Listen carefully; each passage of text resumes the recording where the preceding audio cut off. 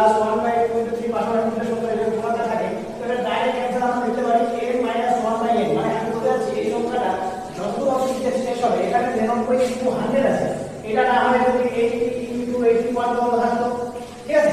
এর অ্যানসারটা হবে 99/100 এর উপরে জন্য। এই অ্যানসারটা কি করে আসে আমরা যদি করি, কাউন্ট করি, তো বোঝার চেষ্টা করি একটু, তাহলে তোমরা লক্ষ্য করো এই যে প্রথম যেটা আছে 1/1 ইনটু, এটাকে লেখা যায় 1/1 - 1/2, দেখো এটাকে লেখা যায় 1/2 - 1/3 প্লাস এটাকে লেখা যায় 1/3 - 1/4।